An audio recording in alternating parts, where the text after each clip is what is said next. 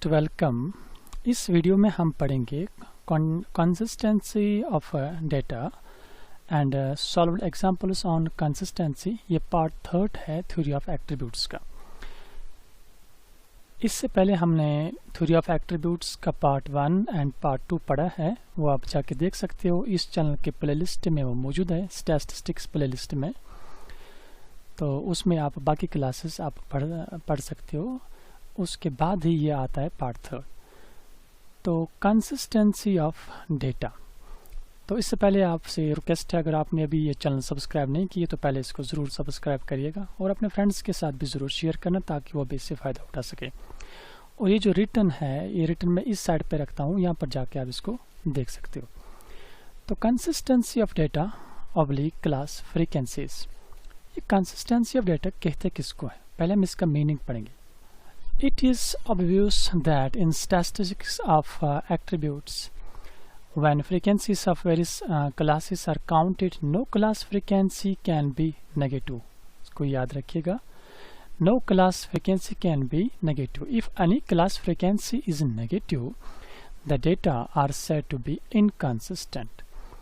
तो consistent हम उसी वक्त डेटा को कहेंगे जब उसमें तमाम जो क्लास फ्रिक्वेंसीज वो पॉजिटिव हों। तो जो ही आपके डेटा में क्लास फ्रिक्वेंसीज नेगेटिव आ जाएंगे, कोई भी अल्टीमेट क्लास फ्रिक्वेंसी नेगेटिव हो जाएगी, तो उस डेटा को हम डिक्लेयर करते हैं कि वो इनकंसिस्टेंट डेटा है। अभी आपको यह समझ आएगा आगे। सच इनकंसिस्टेंसी में be due to wrong counting और इनएक्यूरेट एडिशंस और सब्ट्रैक्शंस और may be the result of misprints. In order to test whether a set of figures is consistent, various class frequencies should be found, and if no class frequency is negative, apparently the data are consistent. इसको याद रखिए, जब कोई भी class frequency negative नहीं है, ultimate class frequency, तो उस वक्त हम डिक्लेयर करेंगे कि ये consistent data है। The easiest way to find out whether the data are consistent is to obtain ultimate class frequencies. तो अल्टीमेट क्लास फ्रीक्वेंसी इसके लिए निकालनी पड़ती है। तो ये अल्टीमेट क्लास फ्रीक्वेंसीज कौन कौन सी है, ये मैं आपको सिखाता हूँ। सपोज हमारे पास एक एट्रीब्यूट है ए, तो इसका नेगेटिव आपको पता है वो alpha A plus alpha which is equal to n. तो अल्टीमेट क्लास फ्रीक्वेंसी यहाँ पर कौन कौन सी है, that is A and alpha. Last पे जो आपकी क्लास फ्रीक्वेंसीज। अब अगर आपके पास दो एट्रीब्यूट्स हों ए एंड बी, तो ए पॉजिटिव क्लास फ्रीक्वेंसी, इसका negative alpha, B is positive and beta is negative. अब अल्टीमेट क्लास फ्रीक्वेंसी कौन कौन सी यहाँ पर है, देख लीजिए।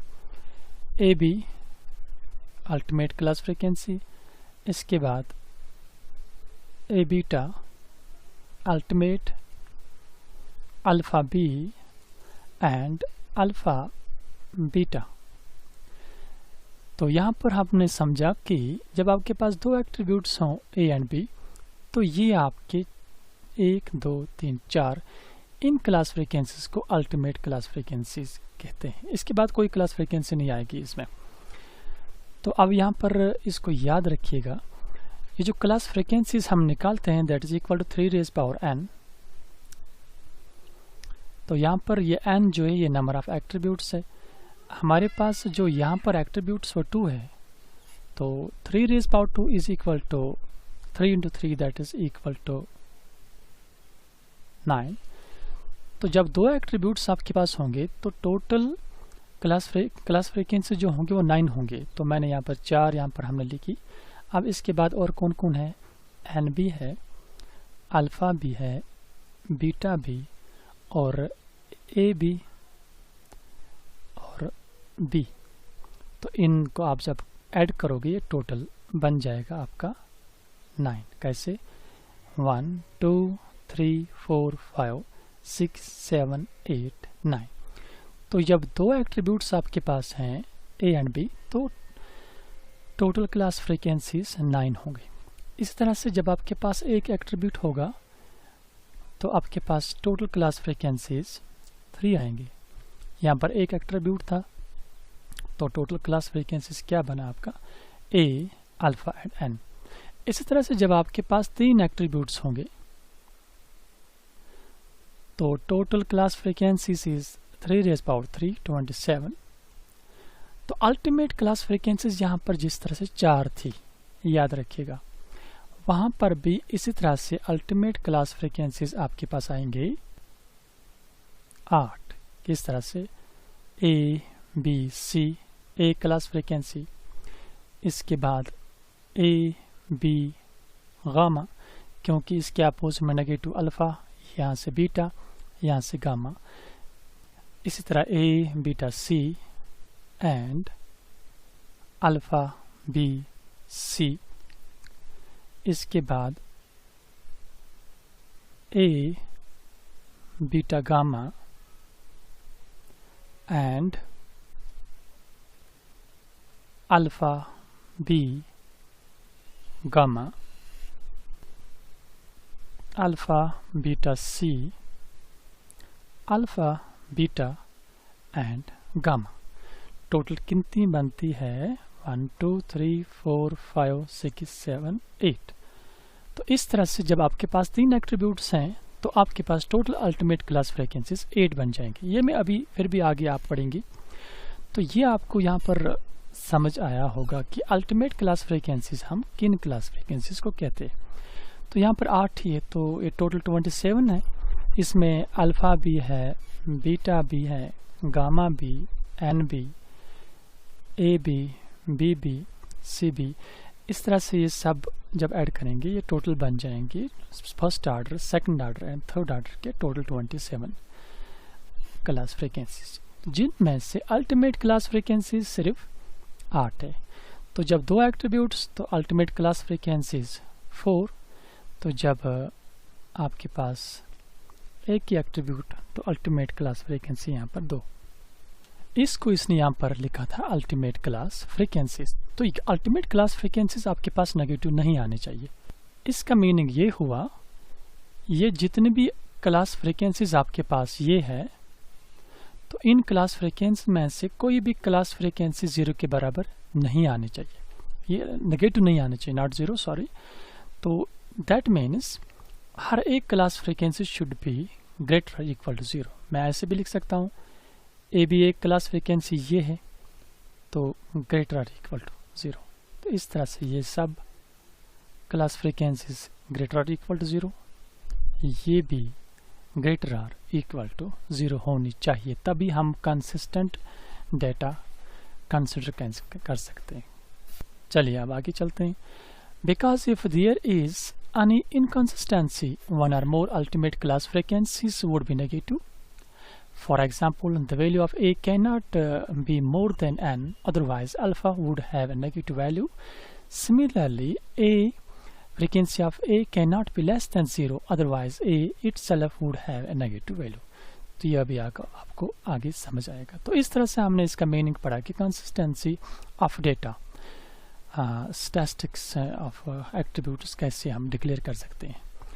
तो इसको याद रखिएगा, the necessary and sufficient condition for the consistency of a set of independent class frequencies is that no ultimate class frequency is negative. No ultimate class frequency is negative. तो इसको याद रखना है, कोई भी अल्टीमेट क्लास फ्रीक्वेंसी आपके पास negative नहीं होनी चाहिए।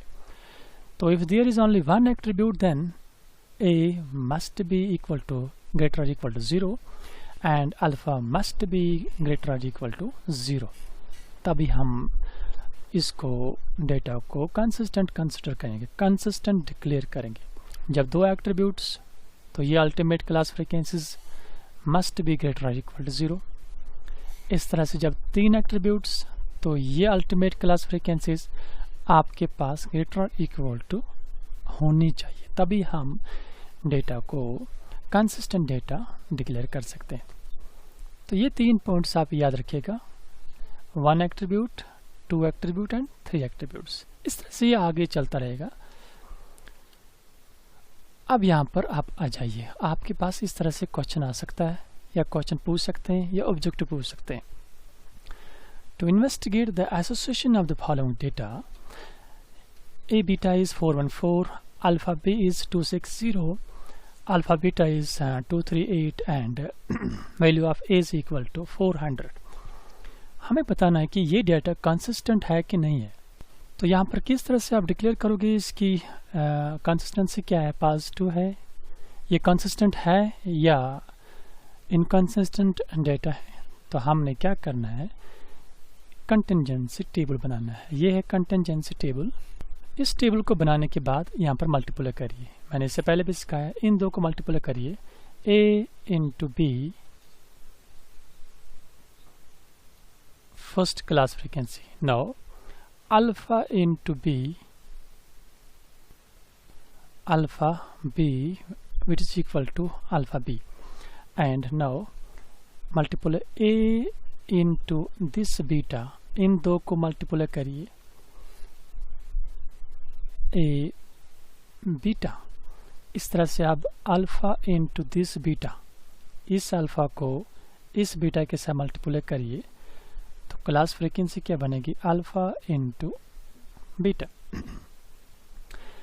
तो इन दो को जब हम ऐड करते हैं वो बन जाती है the frequency of class B, class frequency of B, and इन दो को जब ऐड करेंगे हम that is equal to beta.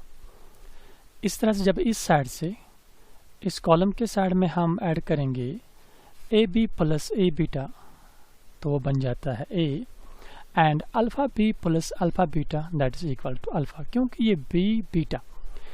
इन दो को ऐड करने के बाद यहाँ पर जो A लिखते हैं हम, ये total frequency A plus A, इन दो को ऐड करके B प्लस बीटा ये कैंसिल हो जाता है, तो A plus A is total frequency of A।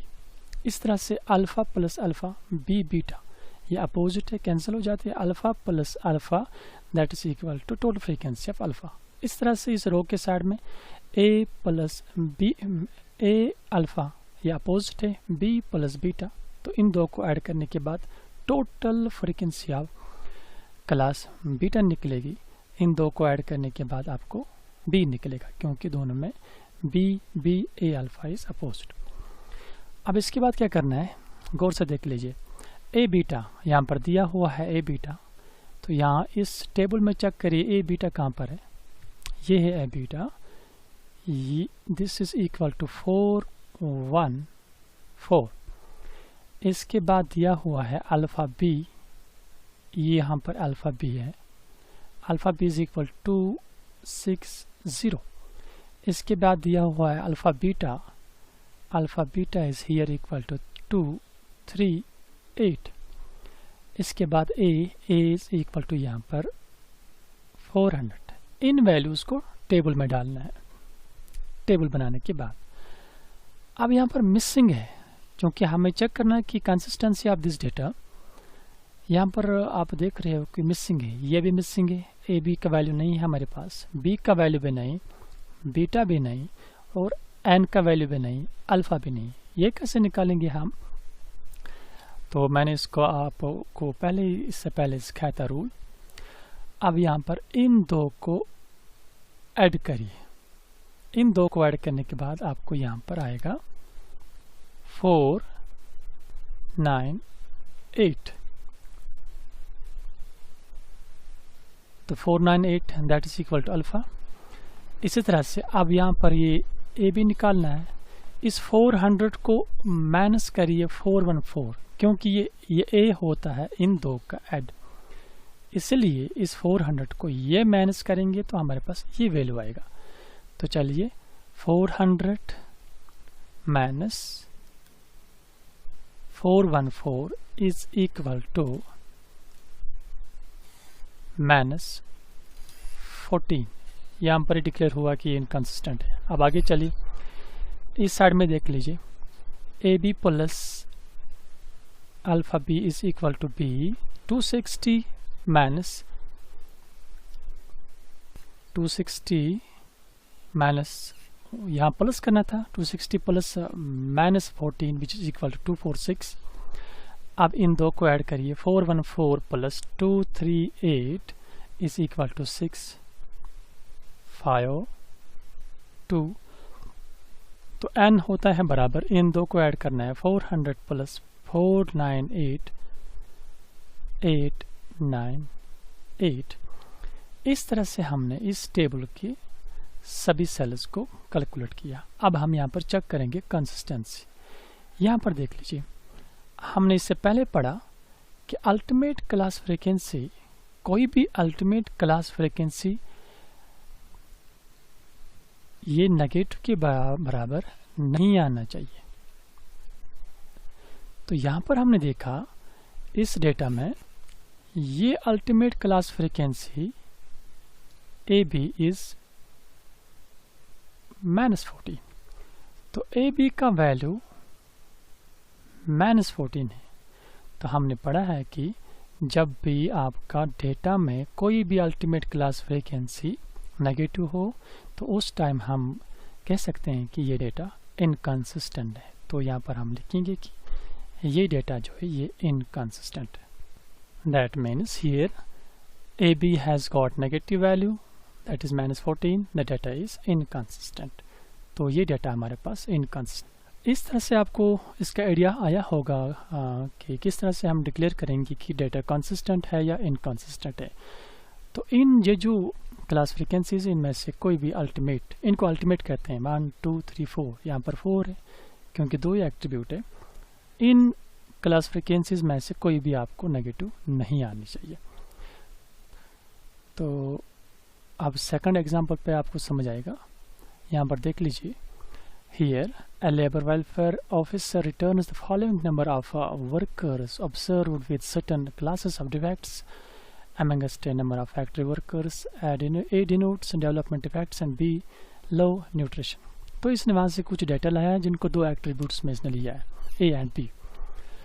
तो total 600, N is 600 and value of frequency of A is 250, alpha B is 400 and A beta is equal to 200। हमें बताना है कि ये इसका कंसिस्टेंसी बताइए इस डेटा की कि ये कंसिस्टेंट है या इनकंसिस्टेंट है।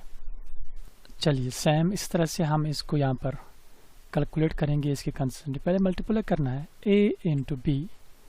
पहले हम टेबल बनाएंगे, alpha into B, alpha B and A into beta, that is frequency of A beta, alpha into beta which is equal to alpha into beta। तो ये आपको पता है कि यहाँ इस रो के ऐड B के बराबर, इस रो का ऐड बीटा के बराबर और इस कॉलम का ऐड A के बराबर, इस कॉलम का ऐड अल्फा के बराबर। That is frequency of A and frequency of alpha. अब यहाँ पर क्या क्या दिया हुआ है हमारे पास, n, तो n इज 600 और A is equal to 250, frequency of A is 250। Alpha B कहाँ पर है, ये है alpha B 400 and A beta which is equal to, A beta is here 200। Now अब जो बाकी रेस्ट इसमें ये सेल्स है क्लास फ्रीक्वेंसी, इनको हम काउंट करेंगे। जो ही हमें नेगेटिव वैल्यू निकलेगा हम डिक्लेयर करेंगे इनकंसिस्टेंट है। तो चलिए अब यहाँ पर पहले हम ये B निकालते हैं। तो इसके लिए यहाँ पर ये 2 अवेलेबल होनी चाहिए, ये नहीं है तो ये रो ऐड करने से अभी नहीं आएगा ये B। अब इस साइड में हम आएंगे तो यहाँ पर आप पहले आ जाइए, यहाँ पर 250 एंड 200, A बीटा इज 200। तो यहाँ से हम इस A B को निकाल सकते हैं। कैसे, हम इस 250 को माइनस करेंगे 200, we will get A B। तो जब हम माइनस करेंगे 250 minus 200 that is equal to 50। इस तरह से A B का वैल्यू 50। अब इस रो को ऐड करेंगे। अब हम B निकाल सकते हैं कि इन 2 को ऐड करने के बाद 400 plus 400 plus 50 is equal to 450। Now अब अभी भी हमारे पास मिसिंग है यहाँ कुछ, तो यहाँ से हम अब निकालेंगे ये बीटा। ये कैसे निकलेगा, इन 2 को जब हम ऐड करते हैं B plus beta we get N।